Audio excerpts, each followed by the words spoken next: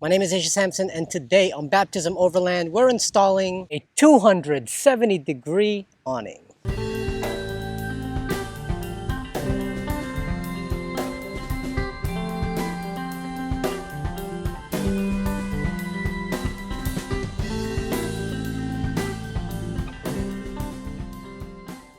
This is the Overland Pro Raptor 2K 270-degree awning. Now, full disclosure, they did not send this to me for free. They are not sponsoring this video, but I did contact them and said I wanted to do a video of an install and a review of one of their awnings, and they gave it to me for 20% off. So thank you all for that. You guys rock. Lately, we've been going out a lot more doing camping, overlanding, or even just hanging out at the beach, and we have been bringing along this Walmart awning, standalone awning that is such a pain in the butt to set up or to put on the roof rack and tie it down and then take it down and then set it up and then put it away. Like, ugh. At one point, it was like 2 weeks ago, I was just like, I can't do this anymore. We need an awning. So I decided to go with Overland Pros because I gave myself a budget of $400, right? I had looked at a lot of products, Rome, ARB especially, CVT, all the different awnings that are out there. And for about the $400 range, you are just getting your regular awning that just comes right out. I mean, it's always been a dream to have a 270-degree awning, but those are usually about $1,000 or more. Overland Vehicle Systems has one that's around 900, I believe 800. This, guys, is the 2K, comes in at $399. I mean, like, how awesome is that? Like half the price of all of them, and I've seen nothing but good reviews with the Overland Pro stuff. Now, when I did contact them, I asked them which awning would be great for me to do a install and review on, and they said, well, any of our awnings would be great. We stand behind every one of our products, but we do need visibility on our very new Raptor 4K and 6K awnings. Now, the 4K and the 6K, what makes those different than the 2K is that those are what they call freestanding awnings. You just unzip it, deploy it, and you're done. It takes maybe 5-10 seconds. You just open it up, open it through, and that's it. They do give you some tie downs in the event that it's windy, you don't want it flopping all over the place. You can still tie it down, but for days that are really calm, you can just deploy it and it'll stand on its own. A little bit heavier as well. I just did not have the budget for that because those were about $699 and $799 respectively, I believe. And the 2K comes in at $399. It's currently on sale, I believe, for that price. The big difference between this and those ones is this is not freestanding. You deploy this and then you take the poles, put it underneath, put it down to the ground, and that's how it holds. Now, the other reason that I did choose the 2K versus the 4K and the 6K, aside from the price, is just the fact that this is a little bit lighter. The 4K and 6K are freestanding, so they have much more robust hinges. The metal, I believe, is just a lot more stronger and beefier because it needs to stand on its own, whereas this one, I believe, as strong as this is already, it's not needing as much reinforcement because you reinforce it with the pole. So this actually only comes in, if I'm not mistaken, right around 30 to 35 pounds. So that's not bad at all, especially when I'm trying to conserve weight on the Jeep. I was actually very scared that if I was going to go with a 270 awning, it's going to weigh a ton. But 35 pounds, I'm good with that. Now, when you do decide to buy an awning, you have to decide where you want to mount it, either the driver's side or the passenger side because of the way it opens. I decided to go with the driver's side. If I mounted this on the passenger side when I bought the driver's side, then that 270 degrees will go over my windshield and not in the back, if that makes sense. So you have to specify where you want it. I decided to go on the driver's side simply because my fridge is over there. My fridge and everything is on the driver's side, so I want this to cover that area, so when we're needing things out of the fridge, we have the awning there over us when I'm cooking or whatever it is that I'm doing. So got it on the driver's side. You decide for yourself which side would work best for you. So what do you get with this? You get the awning, and inside you have the poles, so that way you don't have to carry the poles outside of the awning too, which is great. So you just take the poles, that you use to hold this thing up, and it fits in here. So once you open this, take the poles out, unfold it, put the poles on, you are good. It also comes with your mounting brackets. I think these will work. These are just your metal ones. I'll probably spray paint them black just so that they look good. But I also have an idea too of where I'm going to be putting this. Right now, where I have my lights, there are some crossbars there that I mounted my roof lights to. That's where I'm going to put these instead, which is why I said I'm going to need to move those lights somehow. So that's for that. And then you also get your instruction manual. So I don't know if I'll need this because I've been watching enough videos to see how this thing is installed, but I'm going to make sure to read it anyway and make sure that I don't miss any parts and I get it correctly done. So I can't wait to install it. I don't want to talk anymore because I really want to get this on and show it to you. And yeah, let's go do that. Okay, real quick. Inside the awning, you get your poles, which is right there. And then you get a bag that has your stakes, your bolts, and look at this, a 10mm ratcheting wrench. Like, that's a nice touch, because any other company would just give you maybe a wrench or none at all. And not only do they give you a wrench, they give you a ratcheting one, and you can always use more of these. So these are one of those wrenches that I don't have to throw away, because I can put one of these in the vehicle because I already have one, and we're always losing 10mm. So that's a good touch, man. That's pretty dope. All right, so I ran into a little bit of an issue after I installed this thing. Installing it is pretty easy. You just get some bolts, you slide them into these rails, then those bolts go into here, tighten them down, and then these go somewhere on your roof rack. Had it all installed, it was great, until I realized what I did wrong. These can only go in 2 places on my roof rack. And when I put them there and mounted this on, I completely overlooked the fact that this is a 270-degree awning, which means the back area of this needs to stick out far enough in the rear so that it can swing open and clear everything. The issue is that the location of these 2 brackets were already at the very ends of the awning, which means that I could not move the awning any more to the left or to the right, because then it won't grip to the brackets anymore. So what I need to do now is figure out a way to mount this to the roof rack without using the brackets, and also so that the awning sticks out far enough in the rear so that it can swing fully open. And I think I have a solution. Because my roof rack has walls, I can press this up against the walls of the roof rack and then create a bracket on the back side of that wall to grip this into place. So I'm going to make about 3, maybe 4 brackets that will hold it, and once you see it installed, you'll see it'll make a lot more sense. But I'm going to go ahead and cut up those brackets right now. All right, first thing I'm going to do is measure out the height of the wall so I know exactly how tall to make my brackets. And because I've done this before, I know it's 4 inches, but I'm just double checking. All right, next thing I'm going to do is just take an aluminum bar like this, measure out 4 inches, and that's one of my brackets. And then I'm going to make just one for now, and then use this and kind of just carbon copy it. That way they'll all be the same.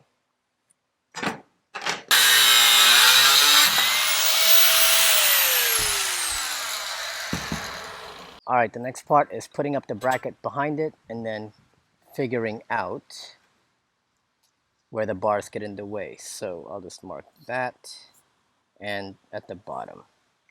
All right, so here's the bracket, and here are the 2 lines that tell me where those 2 bars on the walls come in, so we know that we can't put any holes there. And from here, it's actually pretty easy. These are the 2 holes that are already lined up with the rail of the awning. So knowing that, I'll probably make this the bottom, and then this will be the top. I'll just put this on here and kind of line up this hole with this line so that when I put the bolts through, it will sort of just rest on the wall of the roof rack itself. You don't want to put it in the middle because then you'll have play with the awning. So by putting it to the line, then I'll know that this is where it will rest on the walls of the roof rack. So I'll put a hole here and then line up the other hole there. So now, as you can see, this hole will go just above the roof rack wall here, and then this one will be a little bit further, but it just won't line up perfectly. So I just need to figure out where the middle of this is, punch the holes in this area, and and then that'll be my bracket, and I'll test fit it to make sure it's good, and then I'll make 2 or 3 more. Okay, looks like we're pretty center. Use a punch, and let's drill the holes.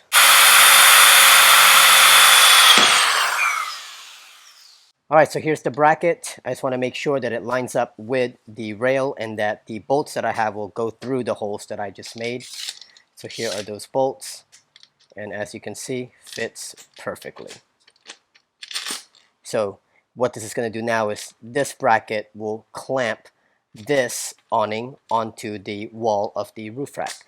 So now that I know that it fits, I'm going to make 2 more brackets like this, clean up the edges because they're sharp and jagged right now, clean them up, paint them, make them look good, then we'll be able to mount this awning no problem. This is actually a very, very simpler method of mounting this wherever I want on the side of the roof rack and have it clear the back area so that it can swing out. So I'm gonna make some more of these.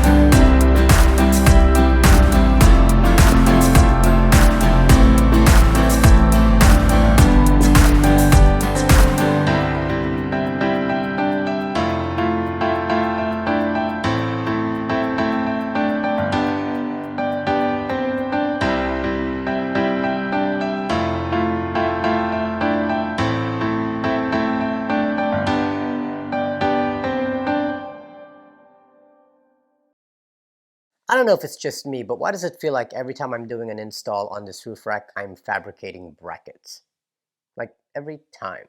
And that's not the fault of Overland Pros. I mean, the brackets they give you work perfectly fine. It's just that the way my roof rack is set up, I can only mount it in certain areas. And when I mount it there, then the awning does not reach both brackets because it needs to be far enough to the back so that it can swing fully open. So again, I had to fabricate brackets the way I fabricated brackets for the chase light, same way I fabricated brackets for the Rome cargo box, same way I fabricated brackets for my shovel. And the roof rack has served me well. This Garvin Expedition is what I wanted from the beginning, and I was able to buy it at a very cheap price because I bought it off someone who had it on their Jeep and wanted to take it off. But now in retrospect, now that I know what I've been wanting to mount, I wish I would have gotten a roof rack with a rail system. Okay, but roof rack aside, it's neither here nor there.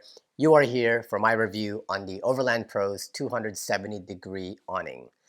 Great awning, great price, $400, and you get full 270-degree coverage, which is what I've always wanted and thought that it was not attainable. So I love it. I think it's going to work out really great. I cannot wait to begin using it, especially now that it's summer and the sun is beating down. We went to the Overland Southeast Expo in Dade City, Florida this past weekend, and so many rigs there. I mean, not one of them did not have an awning, and they all had them all out, especially because I think it was like 90 degrees outside. And so with everybody's awnings out, I just looked and I'm like, oh, I'm glad I finally got one because I'm going to need it. And at $400 for a full 270-degree coverage, I think it's very well worth the money. Now, as far as setup, I knew that this setup for this thing is not going to be as quick as if I were to get a freestanding awning. I can't just unzip the thing, pull it out, and then it's ready to go. I have to pull it out, put the poles up. It's not that big of a deal. At the Southeast Overland Expo, I saw a lot of guys with 270-degree awnings, and they all had poles on them too. I didn't really see any freestanding awnings there. So if it's working out for them, it's going to work out just fine for me. Also, breaking down and putting it back in wasn't that bad either. It's just taking the poles out, swinging it back closed. My only problem, and here are my little gripes, is that when you fold it in, it tends to bunch up, right? And I watched the video that Overland Pros put up on how they folded it, and I did it that way also, but it still gets a little bunchy in the middle. Now in the Overland Pros video, they said, all right, just, fold it up in the middle and then take the straps and then strap it down in the middle. But for some reason, the one I have does not have a strap in the middle. The straps are either on one end each. So in the middle, it was still kind of bulgy and sagging a little bit. So that was kind of a bummer because I needed that strap in the middle so that I can really cinch up the part where it's bunching up. So that's an issue. Don't know why there's no straps there. And speaking of straps, the straps that they do have are just the click buckles, but it doesn't really tighten. Like I would tighten it, but then it would kind of loosen a little bit. My suggestion would be having something else that would grip that cinch really, really tightly, either with another kind of like a tightening buckle below it, or maybe add some Velcro, which is something that I might do. I might just go ahead and get some Velcro strips, put it on one side of the strap and then put it on the other side. That way when I cinch it down through those buckles, I can press the Velcro on and it will hold it, because right now it's not holding. It's not really, really holding. And every time I cinch it, it just kind of loosens back up again. So that's a little bit of an issue. And I'm not sure if that was just, a flaw on mine, that it didn't come with a middle strap, or that it's not cinching tight. But yeah, this is not cinching tight on the ends, and there's no strap in the middle to hold where everything gets bunched up together. So I need to address that issue. Also with the straps on the inside where you roll up the awning and then you strap it in, there's also another strap on the outside of the entire awning. So after you zip it up, you can strap it down again. The problem is those straps that are inside and the straps that are on the outside are also lined up with each other. So I was pulling on the wrong strap. Like I was getting the inside strap and buckling it to the outside strap at the bottom because I couldn't tell what was what. They should have somewhat separated it. So the straps on the inside are kind of in this area, and then maybe the straps on the outside are in this area, so you know what straps goes to what. Because when you're zipping it up and you're getting straps from the top, you can't, or you're at the top and kind of looking down, you can't really tell what strap is what unless you look, and it's just making it a little bit inconvenient. These are just little things. I just don't know why they put the strap on the same, I guess, the same loop together. So that's another little bit of an issue for me as well. And then the final issue that I have on this awning is that for some reason or the other, the awning kind of sags. And I've done everything I can to tighten this thing down. If you look at it straight forward, you kind of see the awning kind of sag this way. When I was at the expo this past weekend, all the other guys with their awnings, when they're closed up, they're just like nice and tight and straight. So if you look at mine, it kind of sags a little bit, and the Overland Pros logo is kind of facing at a slope downwards rather than the whole thing being straight up. I don't know why it's doing that. When I first installed this awning, it was perfectly straight. After I opened it the first time and then closed it back up, now it kind of sags, and I cannot figure out what it is, because the rail system is legit strapped down to the side of my roof rack tightly. Like, it's on there, it's not going anywhere, so I know that that's straight. But for some reason, the contents inside is making it kind of droop outwards a little. Other than that, I mean, I'm impressed with the awning. I mean, like I said, you paid $400 for it, $400, and you're getting 270 degrees of coverage, and it's doing what it's supposed to do. Maybe it's just me. Maybe I just need to get used to opening and closing this thing and getting a system down on how I cinch it back up. But as of right now, it's kind of looking a little saggy and a little weird, and not really as perfectly straight as I thought my awning would look like on the side of my Jeep. But again, like I said, I love it and I cannot wait to use it. I'll give you guys another review in about a year or so if the thing is still sagging or if I have not gotten my system down. But hopefully, hopefully it's on my end and not necessarily on the product's end. Great price point. Customer service is awesome. They got back to me pretty quickly. Those guys are good, and they were kind enough to give me a discount to make this video and try out their awning. So I'm glad for that. Anyway, that's it. Don't forget to like this video, and if the content I've been providing for y'all in this channel has been extremely helpful, please consider subscribing to our channel just so I can continue to make more content like this. And also, don't forget to follow us on Instagram at Baptism Overland. My name is Asia Sampson, and I will see you next time.